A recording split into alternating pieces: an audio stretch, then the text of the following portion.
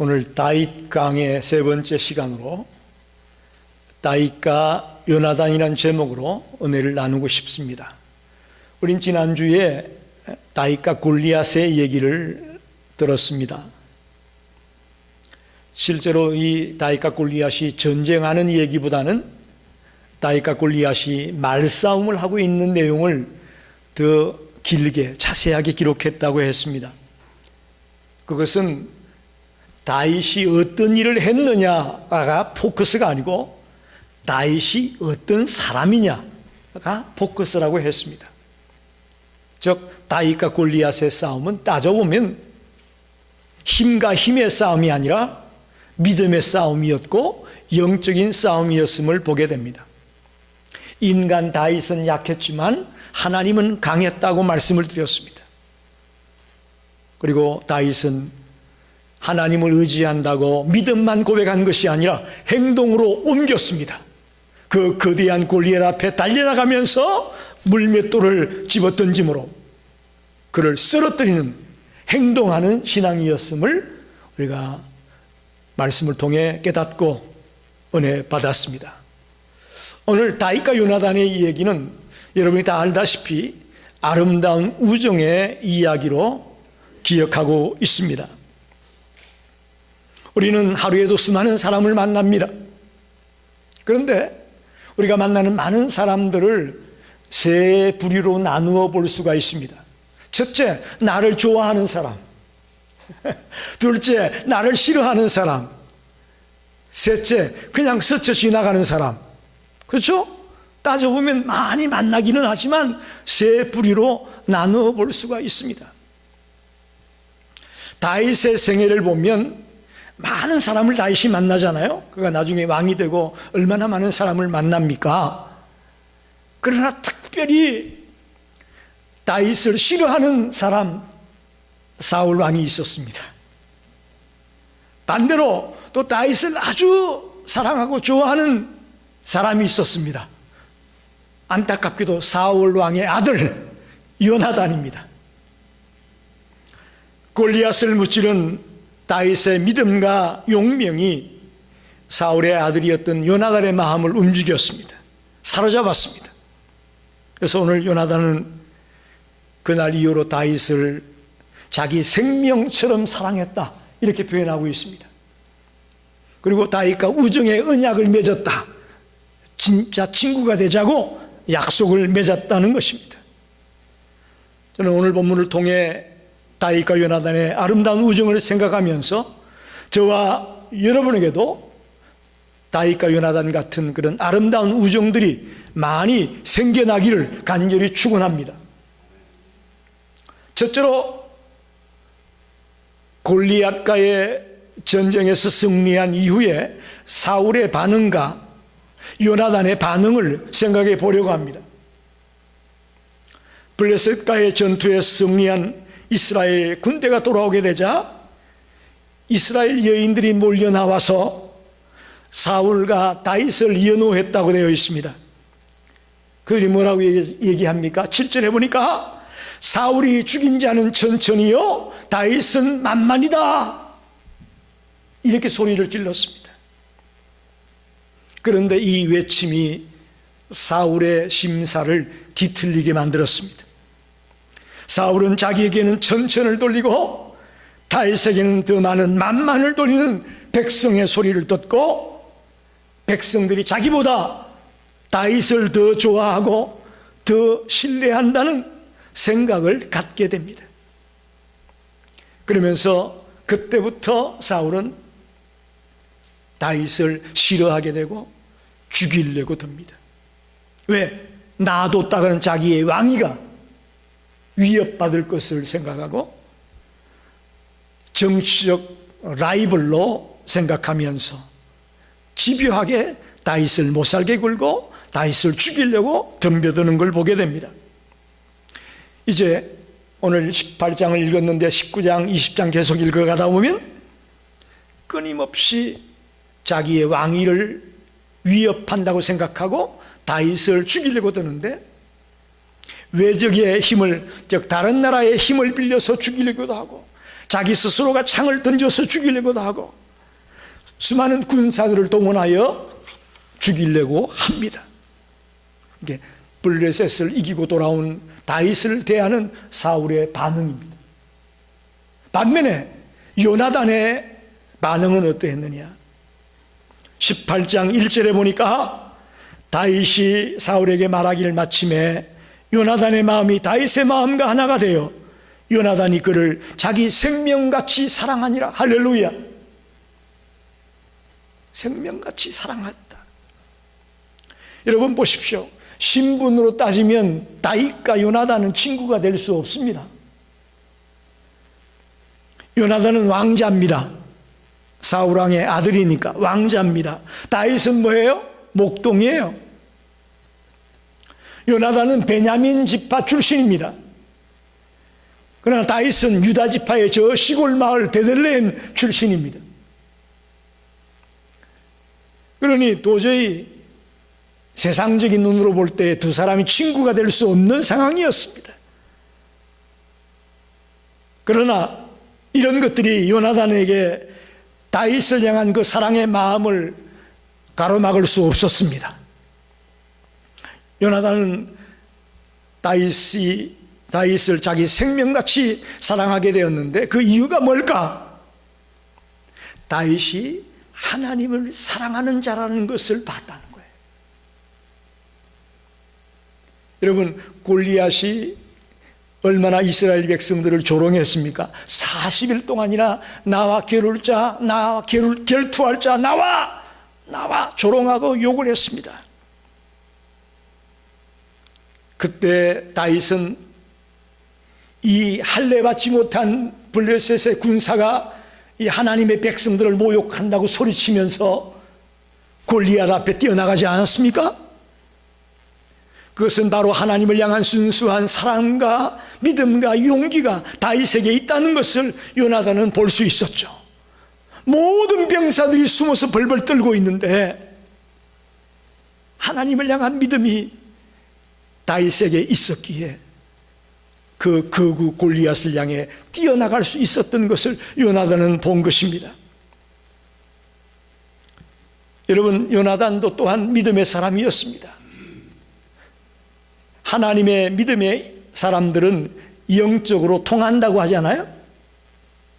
그렇습니다. 우리가 신앙생활 해보면 하나님의 믿음의 백성들끼리는 영적으로 통하는 게 있습니다. 통하는 게 있어요. 그래서 도저히 세상적으로는 친구가 될 수 없는 상황이었지만 다윗이 하나님을 사랑하는 자라는 것을 알고 요나단도 하나님을 사랑하기에 두 사람이 친구가 될 수 있었음을 보게 되는 겁니다. 즉 사울의 반응과 요나단의 반응을 보게 되면 지금 사울은 하나님의 눈밖에 나지 않았습니까? 그렇기 때문에 인본주의자 사울의 반응은 그랬고 신본주의자 요나단의 반응은 또 이랬습니다. 상반된 반응이 나왔다는 거예요. 하나는 적이 되고 하나는 친구가 되었음을 보게 됩니다. 여러분, 두 번째로 진실한 우정이 어떤 것인지를 두 사람을 통해 생각해 보려고 합니다. 우리 고전 중에 명심보감이라는 책이 있죠. 이 명심보감은 고려시대 때 추적이라는 사람이 편집한 책입니다. 중국 고전에 나온 성현들의 금언과 명구들을 모아가지고 편집해서 책을 만드는 것이 명심보감입니다. 명심보감의 그 한물 표기를 번역해 보면 세상을 밝게 만들어줄 달콤한 보약, 그런 뜻이에요. 세상을 밝게 만들어줄 달콤한 보약 같은 글들이 담겨 있는 책이 명심보감이라는 거예요. 그 명심보감에 보면 금난지붕이라는 말이 있습니다.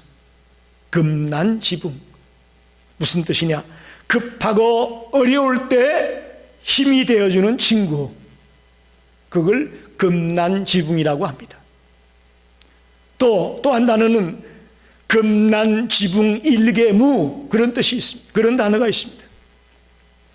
급하고 어려울 때 막상 나를 도와주는 친구는 한 명도 없다. 그런 뜻의 단어입니다.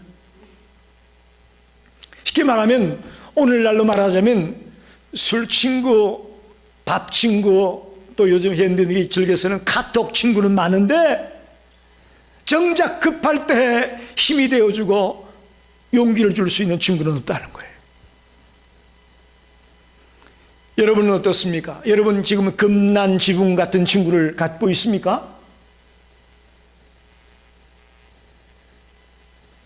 저희 교회도 은퇴하신 분들이 많이 계시는데 은퇴하면 제일 중요한 게 친구라고 합니다. 은퇴한 뒤에 친구가 없으면 그것처럼 쓸쓸하고 힘들게 없다고 말합니다. 우리 시카고 열린교회 성도들이 금난 지붕 같은 그런 친구들을 많이 둘 수 있게 되기를 바랍니다. 어떻게 보면 다윗과 요나단은 금난 지붕이다. 저는 그렇게 생각합니다. 좋을 때, 문제가 없을 때, 잘 나갈 때 친구 많습니다. 그렇잖아요? 저희 집이 아버님이 의장을 해서 아주 잘 나갈 때가 있었습니다. 경남 통영에서 멸치잡이 여장으로 아주 잘 나갔을 때가 있었습니다. 그런데 갑자기 한 몇 년 고기를 못 잡게 되니까 그야말로 폭삭 망했어요. 잘 나갈 때 그렇게 매일같이 우리 집에 찾아오는 친척들, 친구들 발걸음이 딱 끊어지는 거 있죠. 어떻게 잘하는지. 매번 손님들이 와서 손님 치르느라고 애를 쓰는 어머니의 모습을 봤었는데 어느 순간 손님이 딱 끊어지더라고. 잘 나갈 때 또 신나는 일들이 있을 때 친구들 많습니다.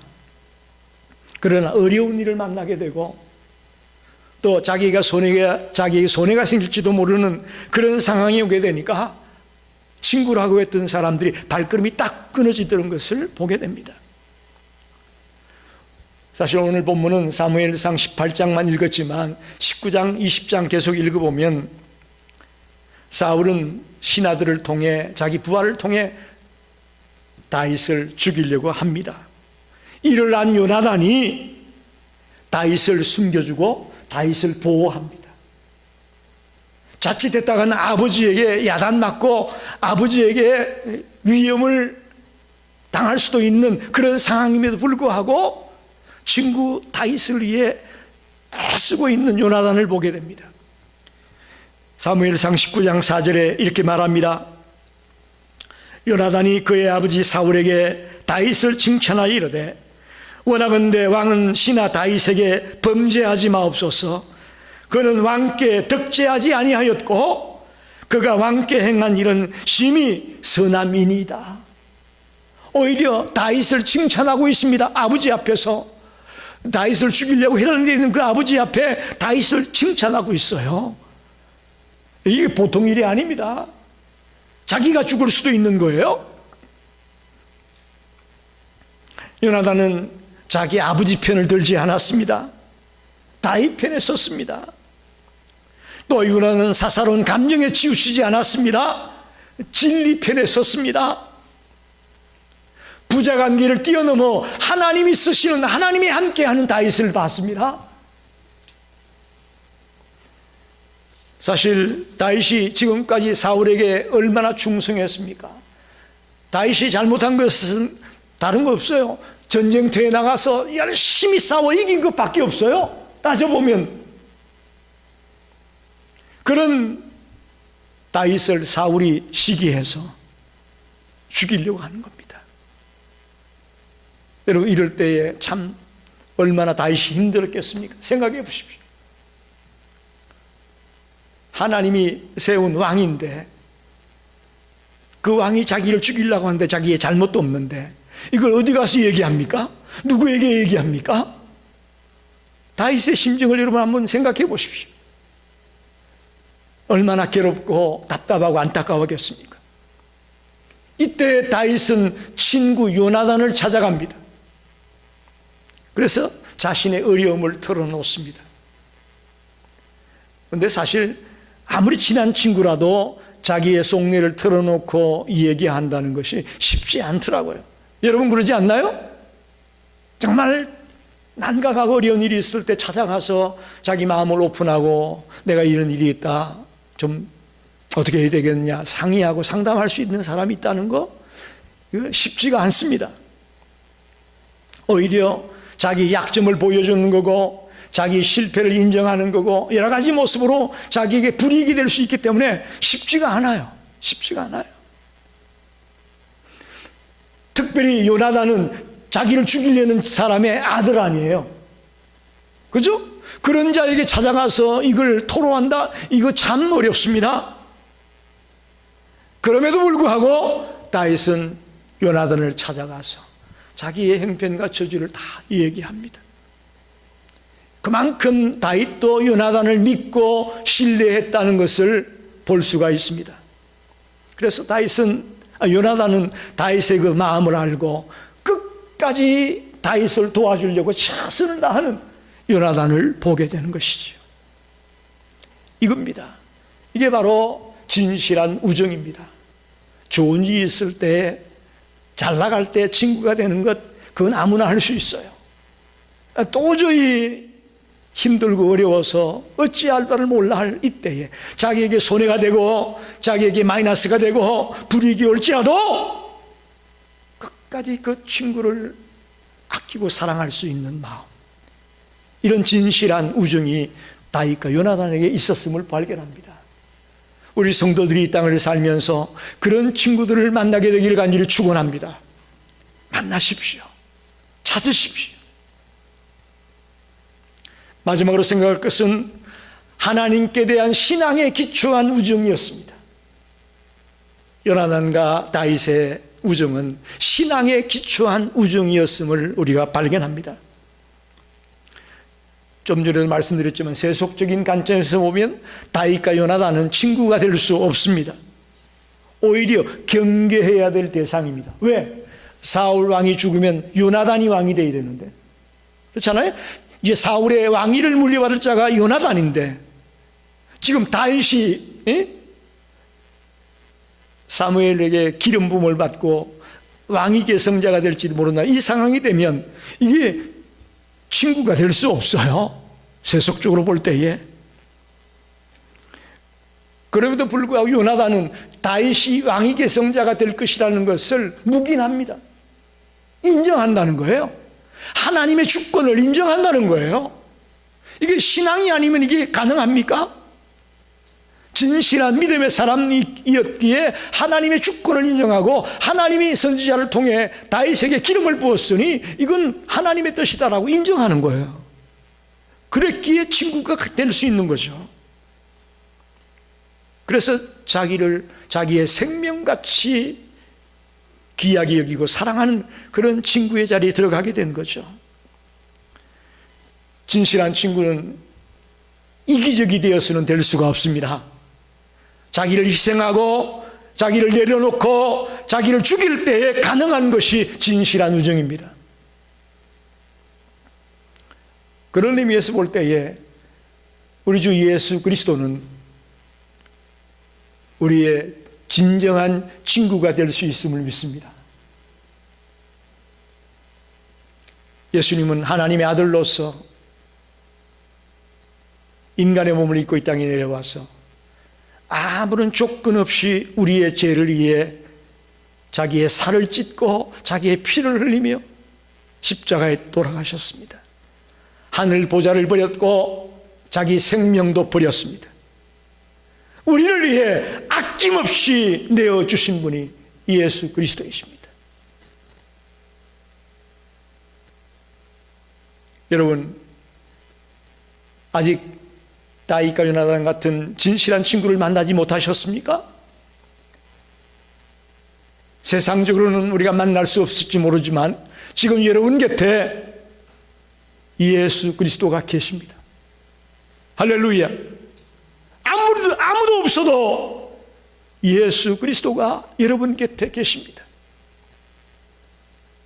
그분을 나의 진정한 친구로 모시고 남은 생을 살아간다면 여러분의 삶이 승리하는 삶이 될 줄로 믿습니다.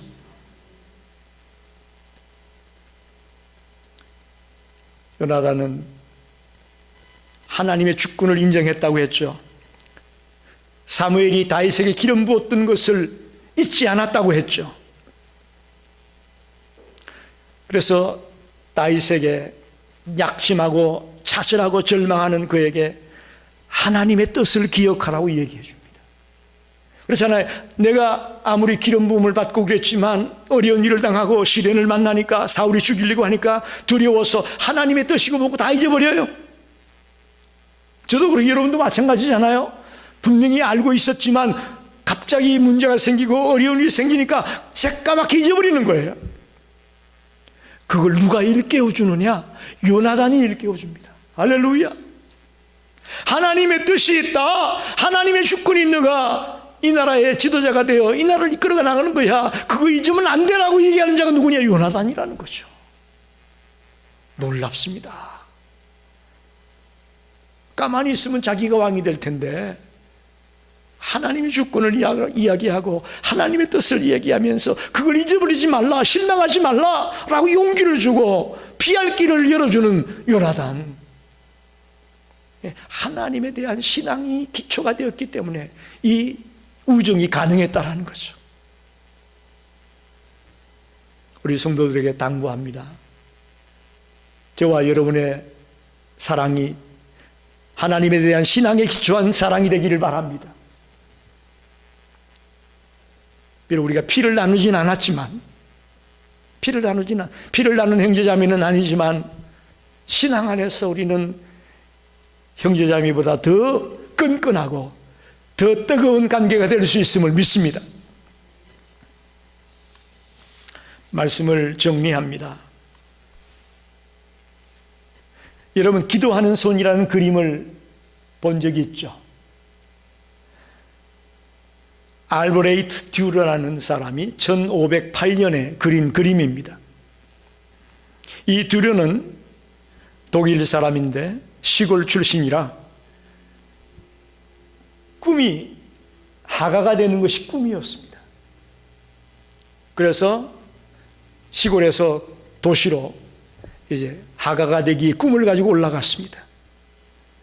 근데 그곳에서 친구를 하나 만났는데 프란츠라는 친구를 만났습니다.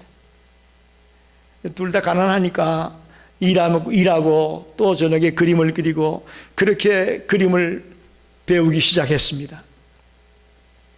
그런데 어느 날 이 프란츠가 듀르에게 말하는 겁니다. 우리 둘 다 이렇게 해서는 화가가 될 수 없을 것 같다. 그러니 너가 먼저 공부해.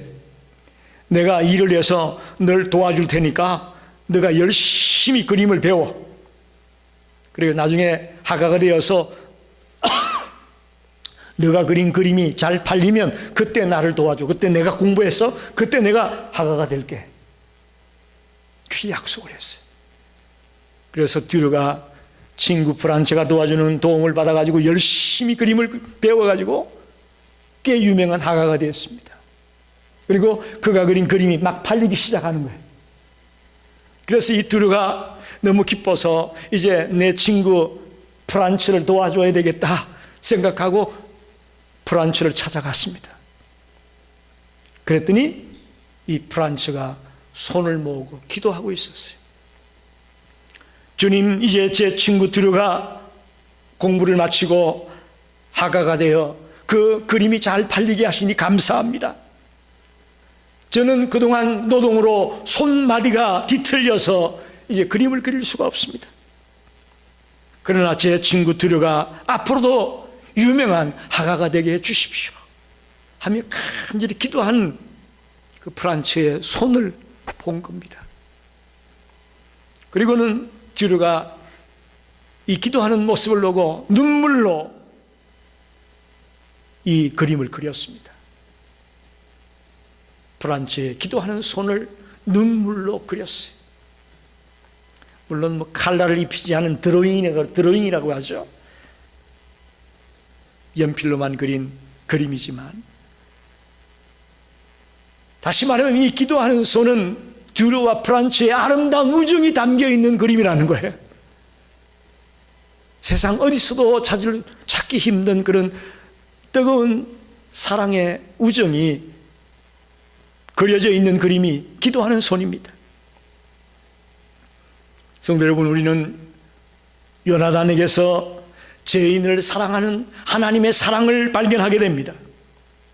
하나님은 도저히 사랑할 수 없는 죄인들을 무조건적으로 사랑하고 용서해 주십니다.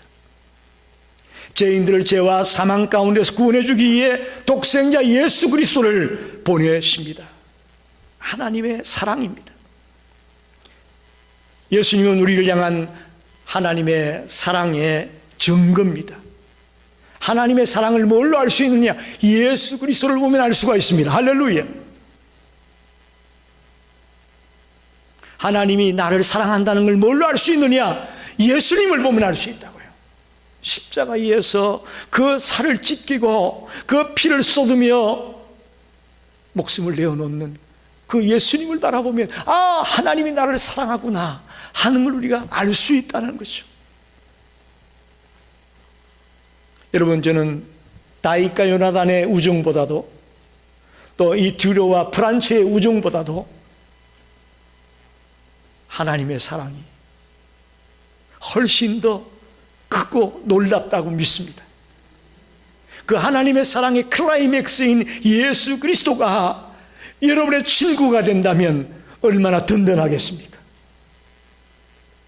우리 남은 생을 살아가면서 이 예수님을 나의 친구로 삼고 이 세상에 주님의 은혜를 나누어주고 주님의 사랑을 나누어주며 가치 있게 살다가 주님 품에 안길 수 있는 우리 모든 성도들이 되기를 간절히 축원합니다. 우리 기도하겠습니다.